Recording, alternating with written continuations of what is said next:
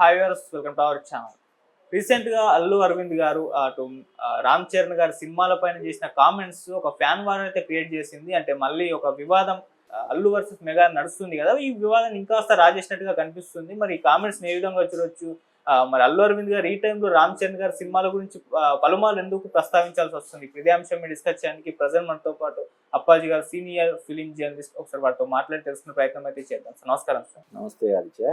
Sir, మొన్న Thandel event లో దిల్ రాజు గారిని గురించి మాట్లాడుతూ ఆయన ప్రస్తావిస్తూ ఒక సినిమా చూస్తున్నది అంటే ఒక ఫ్లాప్ అయిపోయింది, ఇంకో సినిమా హిట్ అయింది, సంక్రాంతికి 2 సినిమాలు ఆయన అప్స్ అండ్ డౌన్ చూసారని చెప్పేసి అన్నారు. అక్కడ ఈజీగా క్లియర్ గా అర్థమైపోతుంది ఆయన గేమ్ చేంజర్ ఫ్లాప్ అని చెప్పేసి అన్నారని చెప్పేసి. దీనిపైన పెద్ద రగడ నడిచింది. అక్కడ రామ్ చరణ్ ఫ్యాన్స్ దాన్ని యాక్సెప్ట్ చేయలేదు, కాస్త ట్రోల్ కూడా చేశారు. ఆ తర్వాత మళ్ళీ చిరుత సినిమా గురించి ఆయన ఈ రోజు మాట్లాడాల్సి వచ్చింది ఒక ఇంటర్వ్యూలో. చిరుత సినిమా బిలో యావరేజ్ సినిమా, తర్వాత మేము మగధీర తీసాం నమ్మకం పెట్టుకోని అని చెప్పేసి ఆయన మాట్లాడారు ఆ వేలో. సో మళ్ళీ ఈయన చిరుత ఫ్లాప్ అన్నారు అని చెప్పేసి మళ్ళీ రామ్ చరణ్ గారి అభిమానులు అయితే కాస్త హట్ అయిపోయారు. ఎందుకు ఈయన పలుమార్లు రామ్ చరణ్ గారి సినిమాల గురించి తీస్తున్నారు, ఆయన సినిమాలు ఫ్లాప్ అంటున్నారు ఏంటి అన్నది ఒక చర్చ అయితే ఉంది. సార్ మీరేం చెప్తారు సార్ దీని గురించి? అంటే ఇప్పుడు సంక్రాంతికి వచ్చిన 2 సినిమాల్లో దిల్ రాజు 2 సినిమాలు కూడా ఆయనే ప్రొడ్యూసర్. ఒక సినిమా ఫ్లాప్ అయింది, ఒక సినిమా హిట్ అయింది అనేది అది అందరూ ఒప్పుకునే విషయమే కదా. కాకపోతే ఆయన స్టేజ్ మీద చెప్పినప్పుడు ఒక సినిమా ఇలాగా, ఒక సినిమా అలాగా అనేసరికి కొంత అది ఫ్యాన్స్ కొంత ఏమైనా హర్ట్ అయ్యే ఇది ఉందేమో, కానీ వాస్తవమే కదా అది.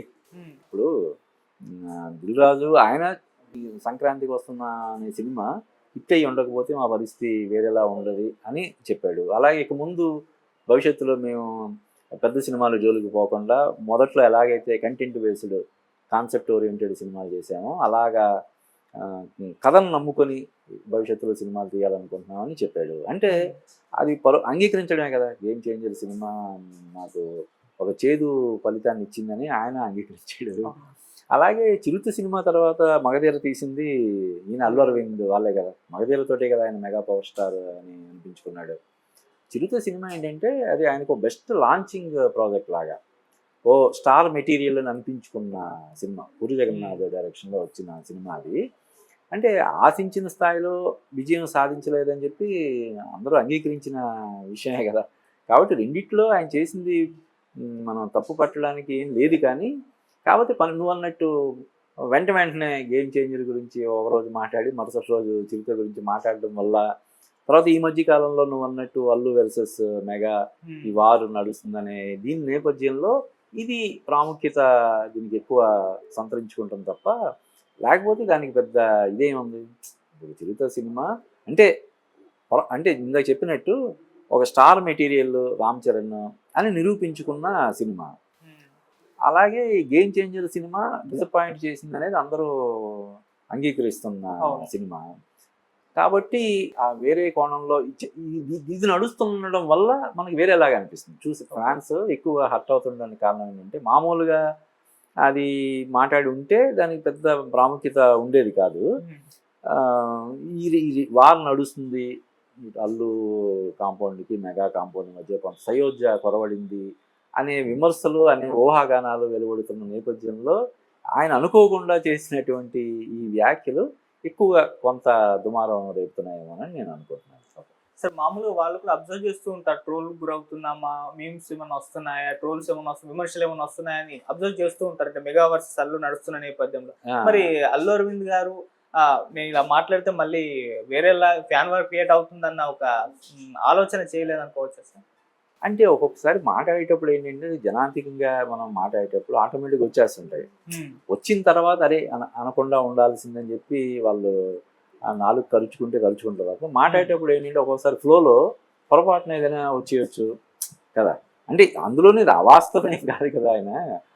అంటే అదే వెంటనే మాట్లాడడం వల్ల వచ్చిన ఇది గేమ్ చేంజర్ గురించి ఒకరోజు మాట్లాడి మరుసటి రోజు చిరుత గురించి మాట్లాడడం వల్ల ఏంటి పనిగట్టుకుని ఆయన రామ్ చరణ్ సినిమాల్ని తక్కువ చేసి కావాలని అలా మాట్లాడుతున్నాడా ఏంటి అనే ఒక విమర్శలు అవుతున్నాయి. నాకు తెలిసి దాని గురించి ఆయన క్లారిఫికేషన్ ఏమైనా ఇచ్చే అవకాశం ఉందేమో నేను అనుకుంటున్నాను.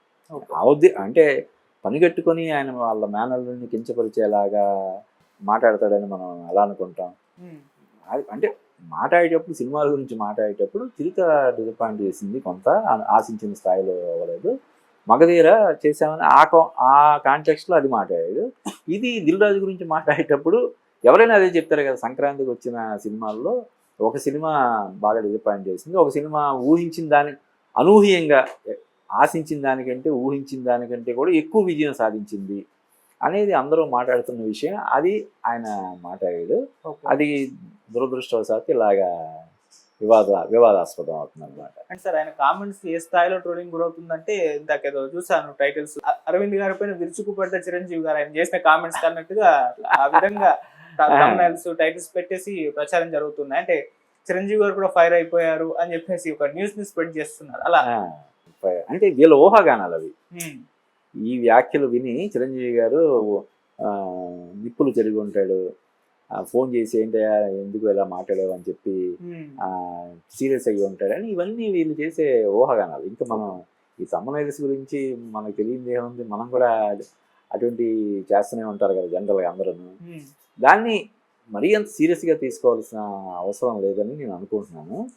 దీనివల్ల వాళ్ళ మధ్య ఇంకా విభేదాలు పెద్ద అవుతాయని కానీ లేకపోతే మరొకటి కానీ అవుతాయి అని చెప్పి మనం అనుకోవాల్సిన అవసరం లేదు. దీనికి సంబంధించి బహుశా నేను ఆ ఉద్దేశంతో అనలేదు, ఇలాగ అన్నానని ఆయన అల్లు అరవింద్ గారు అయినా క్లారిఫికేషన్. అంటే వివాదం అయినప్పుడు ఆయన ఆ ఉద్దేశంతో అనకపోయినా కూడా ఖచ్చితంగా ఆయన వైపు నుంచి ఒక వివరణ వస్తే బాగుంటుందని నా వ్యక్తిగతంగా నా అభిప్రాయం. ఖచ్చితంగా ఆయన ఆ ప్రయత్నం చేస్తారేమో చూద్దాం. ఓకే సార్, ఇప్పుడు అంటే ఈయన కామెంట్స్ పైన కాస్త రామ్ చరణ్ గారి ఫ్యాన్స్ అయితే కాస్త హట్ అయిన విషయం మనకు తెలిసింది. ఇప్పుడు అది ఆయన సినిమానే తండేల్ మూవీ, ఆయన గీతార్ట్స్ నుంచి వస్తున్న మూవీ కాబట్టి ఆ సినిమా పైన ప్రభావం ఏమైనా చూపిస్తుంది అంటారా? ఉంటుంది కదా నిజం. మరి ఈ రేంజ్లో హట్ అయ్యారని నువ్వు చెప్తున్నావు, ఇంత ట్రోలింగ్ చేస్తున్నారని చెప్పినప్పుడు ఎలాగైతే పుష్ప సినిమాని బాయ్కాట్ చేయాలని చెప్పి ఒక చిన్న సైజు ఉద్యమం లాగా నడిచిందో అది ఖచ్చితంగా ఎంతో కొంత ప్రభావం అనేది ఉంటుంది. ఇది కూడా సేమ్ గీతా ఆర్ట్స్ నుంచి వస్తున్న సినిమా కాబట్టి ఉంటుంది. కానీ ఇప్పుడు కూడా సినిమా చాలా బాగుందంటే ఇటువంటి ఏవి పెద్దగా ప్రభావం చూపించవు. ఓ మాదిరిగా ఉంది పర్లేదు తర్వాత చూద్దాంలే అనేలా ఉంటేనే కొంచెం ఎఫెక్ట్ అవుతుంది. బట్ నాకు తెలిసి ఈ సినిమా కోసం వాళ్ళు విపరీతంగా ప్రచారం అది చేశారు, చాలా కష్టపడి చేశారు. నాగ చైతన్య కెరీర్లోనే ఇది ఒక మైల్ స్టోన్ మూవీ లాగా ఉంటుందని చెప్పుకుంటూ వస్తున్నారు కాబట్టి మరీ అంత ఎక్కువ ప్రభావం అంటే కొంత డెఫినెట్గా ఉంటుంది. ఇది ఎందుకంటే ఇప్పుడు మరి ట్రోల్ అవుతుంది కాబట్టి మెగాస్టార్ని మెగా పవర్ స్టార్ లేదంటే ఇప్పుడు గ్లోబల్ స్టార్ని అభిమానించే వాళ్ళు డెఫినెట్గా దూరంగా ఉండే ప్రయత్నం చేస్తారు కదా, దాని ఇంపాక్ట్ కొంచెం ఉంటుంది. కానీ సినిమా నిజంగా ఎక్స్ట్రాడినరీగా ఉంటే అది నాగ చైతన్య సినిమా కాబట్టి, అల్లు అరవింద్ ప్రొడ్యూసర్ అయినప్పటికి కూడా హీరోగా యాక్ట్ చేసింది నాగ చైతన్య కాబట్టి అది మరీ అంత ఎక్కువగా ప్రభావం ఉంటుందని నేను అనుకోవట్లేదు. సార్ మామూలుగా ఇప్పుడు ఒక కల్చర్ వచ్చేసింది కదా సార్, ఒక హీరో సినిమా, ఒక స్టార్ హీరో సినిమా, ఇంకో స్టార్ హీరో ఫ్యాన్స్ బాయ్కట్ చేయడం లేకుంటే నెగిటివ్ ప్రచారం చేయడం అన్న ఒక కల్చర్ మనం చూస్తూ ఉన్నాం అంటే సోషల్ మీడియా ద్వారా. దీన్ని మీరు ఏ విధంగా చూస్తారు సార్? అది ఒక ఆరోగ్యకరమైనటువంటి విషయం కాదు. అంటే ఇండస్ట్రీలో మనం వచ్చే సినిమాలన్నీ కూడా బాగుండాలని కోరుకోవాలి, బాగుండడం కోసం మనం అంతగా ఏదైనా చేయాలి తప్ప పనిగట్టుకొని అంటే ఈ ఫ్యాన్స్ వాళ్ళనేది కూడా కొద్ది ట్విట్టర్లోనో లేకపోతే ఇంకో దాని మీద చాలా వందల సంఖ్యలో చేసే ఇది కదా. కోట్లాది మంది చూసే సినిమాని ఒక కొన్ని వందల మందో లేదంటే కొన్ని వేల మందో ఉదాహరణకి నెగిటివ్గా చేసినంత మాత్రాన దాని ప్రభావం విపరీతంగా ఉంటుందని నేను అనుకోవట్లేదు. ఓకే సార్, అంటే పుష్ప ఒకటి ఎస్కేప్ అయిపోయింది, అది సినిమా బాగుండడంతో అన్ని కోట్లు కనెక్ట్ చేసి నెగిటివ్ ప్రచారం జరిగిన ఇండియాలో చాలా విపరీతంగా కనెక్ట్ అయిపోయారు జనాలు, అందరూ విపరీతంగా కనెక్ట్ అయిపోయారు. ఇప్పుడు ఈ కుంభమేళాలో కూడా ఎవరో పుష్పరాజు గెటప్లో వచ్చాడని చెప్పి మనం చూసాం, అది విపరీతంగా అది కనెక్ట్ అయిపోయారు. సౌత్ ఇండియాతో పోల్చితే నార్త్ ఇండియా మార్కెట్ చాలా పెద్దది కాబట్టి సౌత్ ఇండియాలో కొంత ఇప్పుడు ఉదాహరణకు తమిళనాడులో ఆశించిన స్థాయిలో విజయం సాధించలేదు అంటున్నారు, అలాగే కేరళలో కూడా ఏమి లేదంటున్నారు. కానీ అక్కడ నార్త్ ఇండియాలో చాలా చాలా పెద్ద హిట్.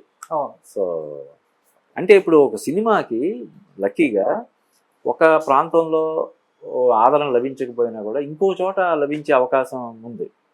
ఇప్పుడు 150 కోట్ల మంది జనాభాలో ఇప్పుడు మన ఆంధ్రాలో నచ్చకపోవచ్చు, లేదంటే తెలంగాణ నచ్చకపోవచ్చు, ఇంకో చోట నచ్చకపోవచ్చు, లేదా ఎక్కడో బీహార్లోనో లేకపోతే పంజాబ్లోనో ఎక్కడైనా పెద్ద హిట్ అయ్యే అవకాశం ఉండొచ్చు అన్నమాట. ఎక్కువ అంటే ఒక పాన్ ఇండియా సినిమాగా విడుదల చేయడంలో ఉండే ప్రయోజనాలు ఇవి. ఓకే. సో ఆ విధంగా తండేల్ సినిమా కూడా పాన్ ఇండియా లెవెల్లో చేస్తున్నారు కాబట్టి